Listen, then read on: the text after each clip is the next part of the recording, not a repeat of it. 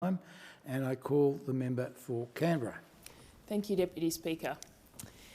Deputy Speaker, as a little girl at Urambi Primary, myself and my classmates learnt about the need for action on climate change and the fact that it was a human-generated problem that we could address. And I've spoken before in this place about the fact that my classmates and I never would have dreamed that at this point in our history, many, many years later, I would be standing here in a parliament crying out for urgent action on climate change, that we would be in a parliament that was essentially doing nothing. So I'm incredibly proud that today, as part of the new Albanese Labor government, this is one of the first pieces of legislation we're moving in our first sittings to enshrine in legislation our ambitious climate targets. And I'm incredibly proud that I finally get to give a speech in this place that is about actually taking that climate action, actually doing it. It is a great moment, and I do it on behalf of all the constituents in Canberra who have raised this issue with me time and time again. Even this morning, before coming in here to vote, I was out the front meeting with a group of young people from the Australian Youth Climate Coalition who were handing me some letters that they have written about this. And it is very much for future generations and for young people that we need to take this urgent action for our future as a world, as humanity.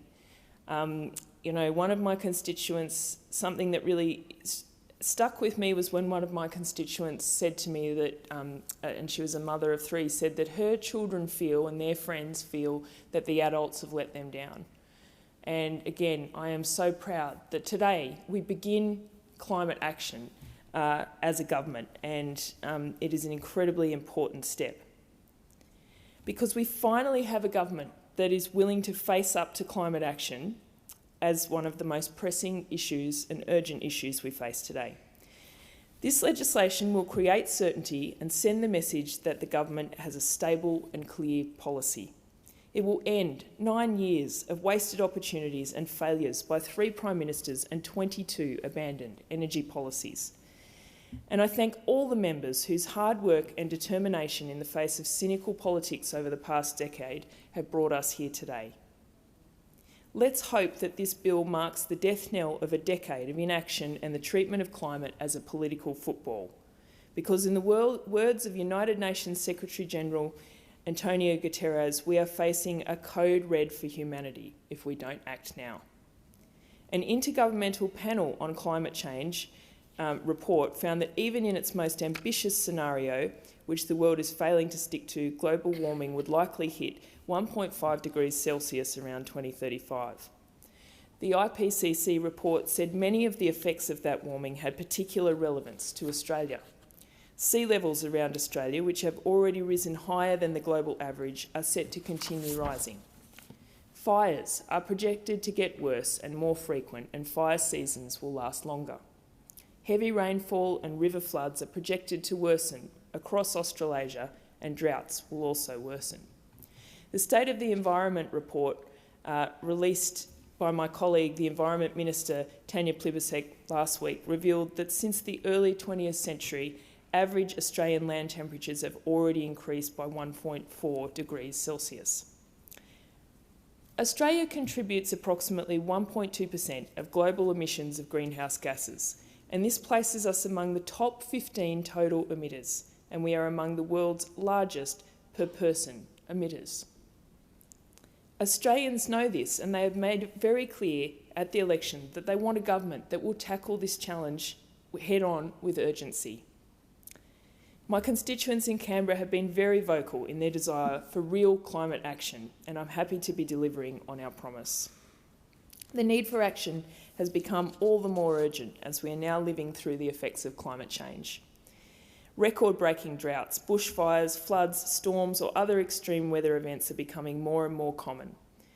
And in the last 3 years, we've had one of the worst droughts on record. It was so severe that in 2019, the Murray-Darling experienced its lowest water level on record. Then, of course, there were the Black Summer bushfires, and I have spoken about this many times in this place. Canberrans will never forget the choking smoke that blanketed Canberra for weeks. Canberra's air quality was hazardous for 34 days over a 2-month period. We had the worst air quality in the world. It was a genuine health crisis in its own right, which I'm not sure how well known outside of Canberra it was, but our city was essentially shut down for many of those days. And the advice was to stay in your home and use air conditioning if you had it. And of course, many didn't have access to it. And the advice for many was to relocate if you had underlying health conditions or if you were a pregnant woman, and of course many couldn't do that either. People were wearing masks before that became a commonplace thing because of COVID. It was certainly a very difficult time for all in the region, and one that my constituents won't forget.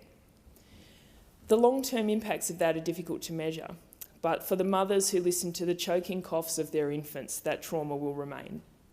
Nationally, the fires burnt through more than 8 million hectares of native vegetation. It is estimated that 1 to 3 billion animals were killed or displaced. 3,000 homes were destroyed and 33 people lost their lives. Then the fires turned to floods.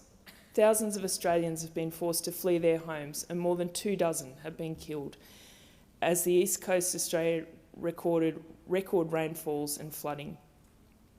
And people are still piecing their lives together. Overseas, we are seeing record-breaking heat waves and fires in Europe and North America. This is the effect of the climate crisis in action. But it isn't just our climate that is hurting Australians. We are also being hit with the economic cost of the policy paralysis that we have seen over the last decade. The community is crying out for the energy policy certainty necessary to move forward from the tailor-made energy crisis currently hitting the hip pockets of Australian families. The proof of the power of renewable energy can be seen outside this house, right here in the national capital, which 2 years ago became the first city outside Europe to run on 100% renewable electricity. In fact, the ACT is the only jurisdiction in the national electricity market where prices will drop. While the rest of the country is bracing for soaring energy prices as a result of the former coalition government's policy vacuum, Canberrans will save an average of $23 a year on their electricity bills. In comparison, across the border in New South Wales, power bills are expected to jump by between 8.5 and 18.3%. Imagine what could be achieved with a little national leadership. And we know because we have modelled it.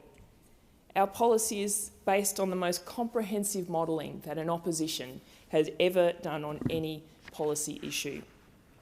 Upgrading the electricity grid will fix energy transmission and drive down power prices by providing the country with more renewables, more transmission and more storage.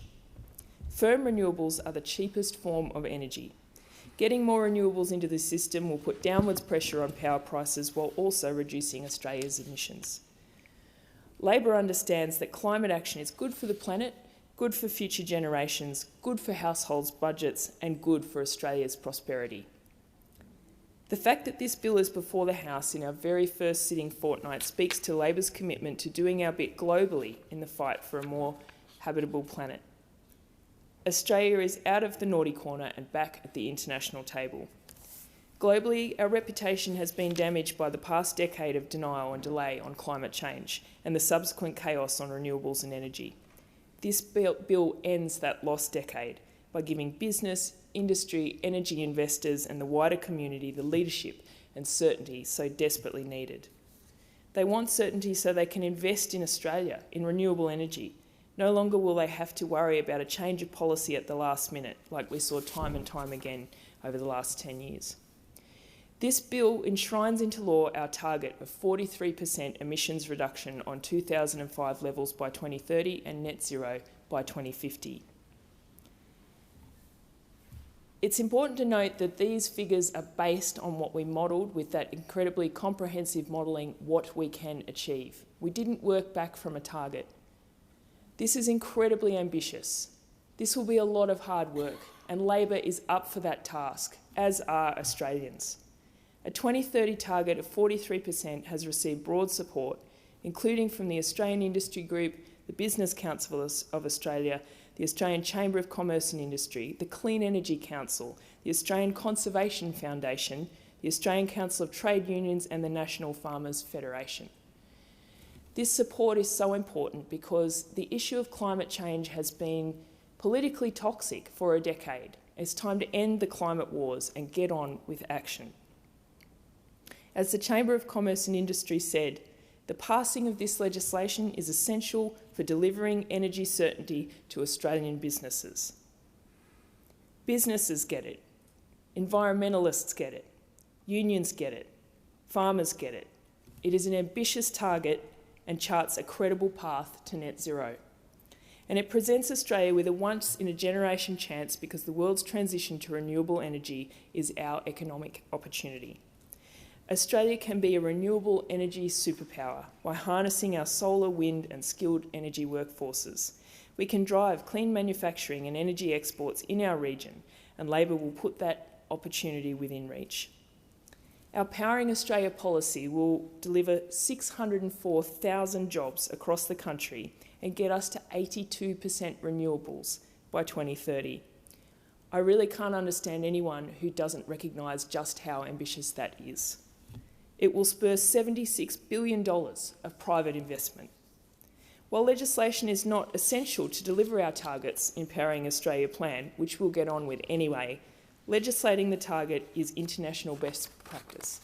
It's important to give the certainty that I've spoken about, and it's also important to hold governments accountable, including ours, because we believe in accountability.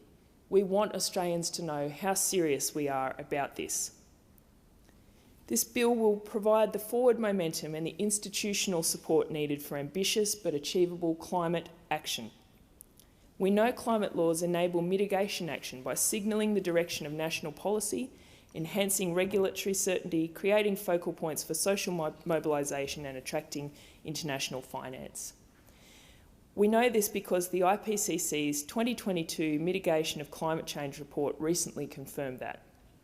And further, legislating our emissions reductions targets into domestic law keeps the promise we made to the Australian people to take action on climate change. It will bring Australia into line with countries such as France, Denmark and Spain that have legislated net zero targets for 2050. Countries such as Canada have also legislated their 2030 target. Our 43% 2030 target restores our international credibility and is comparable with other international partners such as Japan, South Korea and Canada. The 43% reduction is ambitious, and most importantly, we have the plan to get there. Our Powering Australia plan makes the targets achievable. Importantly, it also gives us a chance to overachieve. This is a floor, not a ceiling, and we have said that from when we first announced this policy. If we can do better, we will. But we need to recognise just how ambitious this is. We are really catching up on a decade of lost time. And as I say, as one of the world's greatest emitters per person, this is no small task, but is one that we are absolutely and deeply committed to. My hope and Labor's is that this bill will spark the momentum that we need to work with industry, states and territories and the Australian people to achieve even greater emissions targets in the coming decade. This is a crucial decade. We are running out of time. This bill will embed the 2030 and 2050 targets in the objects and functions of key clean energy entities such as ARENA and the CEFC, and of agencies that help shape Australia's future such as Infrastructure Australia, Export Finance Australia, the CSIRO and the Northern Australia Infrastructure Facility. This will focus those key agencies to help them contribute to achieving net zero. Importantly, after a decade of deceit and dishonesty, this bill will help rebuild trust in government by restoring transparency and accountability in government action on climate change, and confirms the important role of independent expert advice. Transparency and accountability will be returned by requiring the Minister to report to Parliament each year on Australia's progress towards meeting the targets set in this bill. Deputy Speaker, I urge every member of this House to get behind this bill and support this.